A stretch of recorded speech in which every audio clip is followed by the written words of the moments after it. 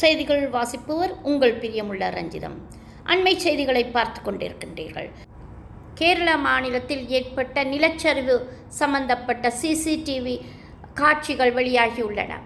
கன நேரத்தில் நிலச்சரிவால் வீடுகள் மூடப்பட்ட அதிர்ச்சி செயல் சிசிடிவியில் பதிவாகியுள்ளது.